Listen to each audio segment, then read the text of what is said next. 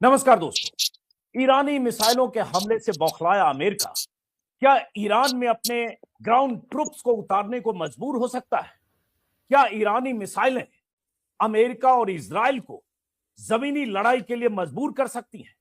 जिस तरह से ईरान किसी भी सूरत में सरेंडर करने को तैयार नहीं है, जिस तरह से ईरानी विदेश मंत्री ने कहा है कि हम जमीन पर अमेरिकी ट्रुप्स का इंतजार कर रहे हैं, जिस तरह से ईरान की तरफ से बार बार कहा जा रहा है कि हम अमेरिका से अब किसी भी तरह के समझौते को तैयार नहीं है, बल्कि ईरानी योद्धा अमेरिकी सेना का ईरान की सरजमी पर इंतजार कर रही है, हम उन्हें पकड़ेंगे, मारेंगे, झुकेंगे नहीं। क्या मतलब है इसका? और क्या अमेरिका बड़े युद्ध में फंस गया है? और क्या अमेरिका के पास अब विकल्प आने वाले दिनों में नहीं रहेगा कि वो जमीन पर ग्राउंड ट्रूप्स उतारे? इसको समझने के लिए मिलिट्री वेटरन, जिन्हें आप लगातार देखते सुनते होंगे, 35 सालों तक भारतीय सेना में रहे मेजर जनरल बख्शी साहब हमारे साथ खास तौर पे मेहमान के तौर पर मौजूद हैं। बख्शी साहब, सवाल मैंने भूमिका में पूछे क्योंकि ईरान की तरफ से बयान आया है कि हम किसी भी सूरत में निगोशिएशन नहीं करेंगे और हम उनके ग्राउंड ट्रूप्स का इंतजार कर रहे हैं। और ये तब जब ट्रंप ने एक तरह से सीधे सीधे धमकी दी है, या तो सरेंडर करो या मरने के लिए तैयार हो जाओ। और साथ में ट्रंप ने एक बात और कह दी है कि ईरान के लीडरशिप के चुनाव में हमारी भूमिका होगी, हमें खामेनेई का बेटा लीडर के तौर पर कबूल नहीं है। देखिए, अभी तक डोनाल्ड ट्रंप साहब का बाप का राज नहीं हो गया पूरी दुनिया पे कि वो वेनेजुला के प्रेसिडेंट वो चूज कर ले कहाँ के प्रेसिडेंट बनना चाहते हैं, वेनेजुला के, ईरान के, कहाँ कहाँ के अमेरिका के प्रेसिडेंट बनने से आप सारे देशों के प्रेसिडेंट नहीं बन जाते। ये थोड़ा सा अटपटा लगता है ये बयान। देखिए साहब, अगर आप केवल आंकलन करें क्वालिटेटिव क्वांटिटेटिव पावर का, मिलिट्री पावर का, तो अमेरिका और इजराइल की जो मिलिट्री पावर है वो ओवरवेलमिंग है जहां तक ईरान का सवाल है। ईरान एसिमेट्रिक वॉर लड़ रहा है, प्लीज समझिए, ठीक है। उसने जो स्ट्रेट ऑफ हॉर्मुज बंद कर दिया है, तेल की कीमत अभी तक पहुंच जाती $100 प्रति बैरल, लेकिन 2 महीने पहले अमेरिका ने सऊदी अरेबिया को बोल दिया था खूब सारा तेल जितना निकाल सकते हो बाहर निकाल दो साहब, बंद होने की चांस है, ठीक है। इसलिए थोड़ा टाइम लगेगा प्राइसेस चढ़ने में, लेकिन प्राइसेस चढ़नी शुरू हो गई है, ठीक है साहब। मैं आपको बता दूं कि 50% तो ये तेल के, ये नेचुरल गैस के दाम बढ़ गए, ठीक है। ईरान ने हिट की है, क्वातार की एलएनजी फैसिलिटी बंद हो गई है। 50%, 60% भारत की एलएनजी वहां से आती है, ठीक है साहब। अब हमारे घरों के चूल्हे महंगे हो जाएंगे साहब, फिर आप चीयर लीडिंग कर लेना डोनाल्ड ट्रंप साहब की, ठीक है ना। बड़ा शौक है लोगों को कि हम तो उनकी चीयर लीडिंग टीम है, जैसे वो लड़कियां डांस करती है ना फुटबॉल फील्ड के बाहर, तो आप करिए, हम तो नहीं करेंगे साहब, क्योंकि हमारे लोगों को अब दुख क्लेश पहुंचने वाला है, ठीक है। हमको अपने राष्ट्रहित सर्वोपरि है।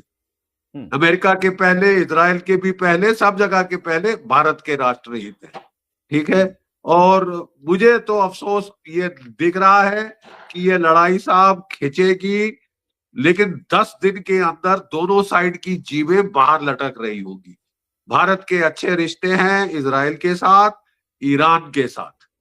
मेरा निवेदन है कि हम जो है अपने राष्ट्रहितों को प्राथमिकता दें और कोशिश करें जल्द से जल्द सीज फायर कराने की, नहीं तो हमारी इकोनॉमी को चोट पहुंचेगी, पहुंचनी शुरू हो गई है।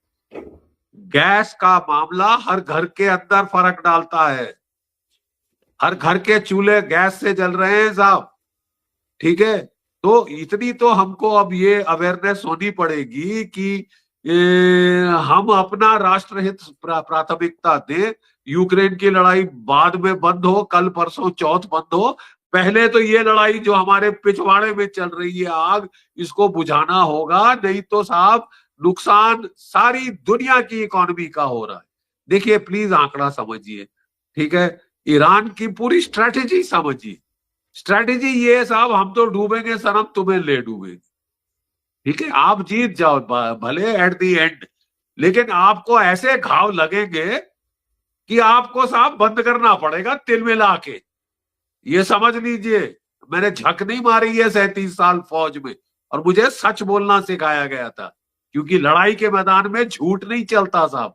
झूठ की बुनियाद पे जो प्लानिंग की जाती है, नुकसान होता है भारी। ठीक है, फरेब आप दुनिया को प्रोपेगेंडा के लिए बोल दें, जो मिलिट्री ऑपरेशंस रूम है वहां पे बहुत यथार्थ की प्लानिंग की जाती है। प्लीज समझिए मैं क्या कह रहा हूं, एज अ सिपाही बोल रहा हूं। ठीक है, और मैंने दिल्ली में नौकरी नहीं की है अपनी पूरी जिंदगी, एयर कंडीशन दफ्तरों में। मैं लड़ाई के मैदानों में 5 बार जा चुका हूं। और इसलिए मैं कह रहा हूं साहब कि हमको ये देखना है कि ईरान की स्ट्रैटेजी क्या है। एसिमेट्रिक वॉरफेयर स्ट्रैटेजी है, उसने अपना कमांड एंड कंट्रोल डिसेंट्रलाइज कर लीजिए है। आप जितने मर्जी आयतुल्लाह मार लीजिए, लड़ाई चलती रहेगी। समझ गए साहब, ये गिठान बांध लीजिए। आपने कहा जितने चाहे आयतुल्ला मार लीजिए, ईरान की लड़ाई चलती रहेगी। लेकिन ये बिल्कुल। लड़ाई अगर अमेरिका मजबूर हुआ, कहा जाता है कि जब तक ग्राउंड पर ट्रुप्स नहीं होगा तब तक लड़ाई आखिरी अंजाम तक नहीं होगी, जिस तरह से ईरान रिजिड है या लगातार मरने मारने को तैयार है। क्या उसकी भी संभावना देखते हैं? क्योंकि ईरान तो कह रहा है हम उसके लिए तैयार हैं, हम इंतजार कर रहे हैं, ईरानी विदेश मंत्री ने कहा। अच्छा, मैं समझ गया। देखिए, क्यों थोड़ा टाइम शॉर्ट है, मैं कहना ये चाहता हूं कि डोनाल्ड ट्रंप साहब ने इलेक्शन कैंपेन के दौरान कहा था कि बेवकूफ थे मेरे प्रीडिसेसर्स जिन्होंने इराक में 8 साल, इतने साल युद्ध किया, 8 साल युद्ध किया, ग्राउंड ट्रूप्स ग्राउंड पे डाले, बेवकूफी करी, अफगानिस्तान में 20 साल लड़े, troops boots on the ground डाले। ठीक है, लीबिया में डाले, यहां डाले, वहां डाले, सब जगह की वो कर रहे थे। अब वो खुद ग्राउंड ट्रूप डालेंगे? देखिए साहब, सेंट्रल कमांड के आंकड़ों के मुताबिक, अमेरिकन सेंट्रल कमांड के आंकड़ों के मुताबिक 6 जवान मारे जा चुके हैं, शहीद हो चुके हैं अमेरिका के, 18 घायल हुए हैं। ये 4 दिन पहले का आंकड़ा है। उसके बाद ताबड़तोड़ मिसाइल अटैक्स हो रहे हैं। ये देखिए, अब जितना मर्जी छुपा लीजिए, कब तक छुपाओगे?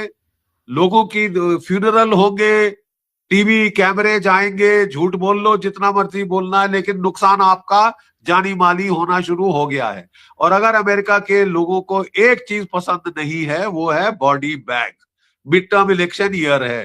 डोनाल्ड ट्रंप साहब को मेरी बहुत क्या नसीहत है कि साहब अपना ख्याल कर लें, अगर औरों का ख्याल नहीं है। ठीक है, आपके बॉडी बैग्स आए, और ईरान ने चाइना से एंटी शिप मिसाइल ले लिए हैं। ठीक है साहब, एक भी अमेरिकन कैरियर डूब गया, एक भी डिस्ट्रॉयर डूब गया, आपकी मिड टर्म इलेक्शन गई, आप लेम डक प्रेसिडेंट बन जाएंगे, आप इम्पीच तक हो सकते हैं। ठीक है, ये तो आपका कैलकुलस है। अपना हित तो आप बहुत अच्छी तरह समझते हैं ना साहब, मैं ये बताने की कोशिश कर रहा हूं।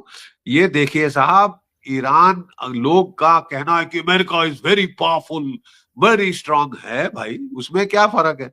लेकिन दूसरे को भी तो पता है उसकी स्ट्रेटेजी क्या है, कि मैं इकोनॉमिक पेन इन्फ्लिक्ट करूंगा, ना सिर्फ अमेरिका पे, पूरी दुनिया पे, ताकि दुनिया बोले अमेरिका को साहब बस अब रहने दो साहब, बहुत हो गया, वेरी वेल डन, अब जरा सीज फायर कर लो। ठीक है, देखिए प्लीज समझिए, जिस दिन ऑयल की कीमत $100 प्रति बैरल हो जाएगी, अमेरिका में इन्फ्लेशन की दर जो है 2.6% से बढ़कर 4.5% हो जाएगी। जिस दिन तेल की कीमत $130 प्रति बैरल हो जाएगी, तब जो है तेल की कीमत बढ़ के अमेरिका के अंदर $7 से $8 प्रति बैरल हो जाएगी, प्रति गैलन हो जाएगी, फ्रॉम $3 प्रति गैलन, और इन्फ्लेशन का दर 6% पे पहुंच जाएगी। क्या इकोनॉमी पे जो चोट पहुंचेगी, आप खुद अंदाज लगा सकते हैं। अब साहब हम अमेरिका की बात तो छोड़िए, आखिरी सवाल, भारत की भूमिका इसमें क्या होनी चाहिए? भाई आप कह रहे हैं कि भारत में चीयर लीडर्स हैं, चुप हैं, बोल नहीं रहे। यहाँ ईरानी जो एक वारशिप था, यहां से लौटते हुए भारत की मेजबानी में आया था, लौटते हुए उसको भी डुबा दिया अमेरिका ने। तो भारत चुप्पी क्यों है, सन्नाटा क्यों है, बोल क्यों नहीं पा रहे, इतना बड़ा देश? नहीं बोलना शुरू कर दिया है साहब, ऐसा मत बोलिए आप। हमारे जो फॉरेन सेक्रेटरी साहब हैं वो ईरान की दूतावास में गए हैं, कंडोलेंस बुक साइन करी है। वो भी बोलती है अपने आप में। ईरान के डिप्टी फॉरेन मिनिस्टर यहाँ भारत में आए हुए हैं, बातचीत हो रही है। देखिए, इंडिया इज बेस्ट प्लेस्ड। हमारे इजराइल से बहुत अच्छे ताल्लुकात, बहुत गहरी मित्रता के ताल्लुकात, और हमारे ईरान से भी अच्छे ताल्लुकात हैं। We are best place to try for ceasefire. BRICS के प्रेसिडेंट कौन है इस वक्त? आप हैं। थर्ड वर्ल्ड की आवाज कौन है इस वक्त? आप हैं। तो आप बाकी दुनिया का हित छोड़ दीजिए, आप अपना राष्ट्र हित देखिए। हमारे हित में है कि ये लड़ाई जल्द से जल्द बंद हो। अमेरिका, भारतवर्ष में कई लोग अमेरिका के चीयर लीडर बनना चाहते हैं। मुद्दई क्या कहते हैं, मुद्दई सुस्त गवाह चुस्त। ठीक है ना साहब? तो यहाँ अमेरिका में जो, भारत में जो लोग चीयर लीडिंग करना चाहते हैं, वाह वाह डोनाल्ड ट्रंप क्या मारा पाइप डाउन। आप अपने राष्ट्रहित देखिए। आपके राष्ट्रहित में है कि यह लड़ाई जल्द से जल्द बंद हो, कल बंद हो। लेकिन जनरल साहब, भारत के चाहने से या भारत चाहे कि ये सीज फायर हो जाए तो सीज फायर हो जाएगा? हाँ, नहीं, बड़ा ब्रिलियंट सवाल है। मैं जरा आपको जवाब दे दूं। ठीक है साहब, भारत के चाहने से नहीं होगा। दोनों देशों का जो मिसाइल मैथमेटिक्स है ना, मेरे कैलकुलेशन के मुताबिक 10 दिन में दोनों की जीभ बाहर आ गई होगी। कितने मिसाइल हैं ईरान के पास फायर करने के लिए, और कितने इंटरसेप्टर हैं इंटरसेप्ट करने के लिए इजराइल के पास, अमेरिका के पास। ठीक है, 10 दिन में, पिछले बार 12 दिन में जी बाहर आ गई थी। इस बार जो रेट ऑफ फायर है वो ताबड़तोड़ हो रहा है। मुझे तो अंदाज है अगले 2-3 दिन में दोनों देशों साइड्स की जी बाहर आ गई होगी। तब सब लोग, आप अगर शांति की बात करें तो सुनेंगे। ठीक है, और आपको उसके लिए हल्ला अभी से शुरू करना पड़ेगा। और मुझे पूर्ण विश्वास है कि अब मोदी जी शांति के लिए अपील करेंगे। वो अगर यूक्रेन के लिए शांति के दुआ कर सकते थे, कोशिश कर सकते थे, तो यहाँ और ज्यादा बड़ी जरूरत है। डोनाल्ड ट्रंप भी आपको थैंक यू बोलेंगे, क्योंकि उनको भगवान याद आने शुरू हो गए हैं। उन्होंने अपनी जो ट्वीट की है, God bless America, God help America, पे आ गए हैं वो। ठीक है साहब, ये इतना एक तरफा युद्ध नहीं है जितना की ड्रामा किया जा रहा है, जितना की ड्रामा किया जा रहा है। और मैं बात कर रहा हूं। मैं कोई प्रोपेगेंडिस्ट नहीं, मैं कुछ नहीं, मेरे को किसी से लेना देना नहीं। मैं एक फौजी हूं जिसे सच बोलना सिखाया गया था। आप समझ रहे हैं? बिल्कुल, मैं आपको हिदायत दे रहा हूं, और मेरा पहला कंसर्न भारतवर्ष के साथ है। अमेरिका का बहुत बाद में, और इजराइल भी हमारा दोस्त है, हम उसकी इज्जत करते हैं, लेकिन हमें पूर्ण विश्वास है कि कुछ हद के आगे इजराइल भी भारत की दिक्कतें समझेगा। अगर हम उसकी दिक्कत समझ सकते हैं, इजराइल को भी हमारी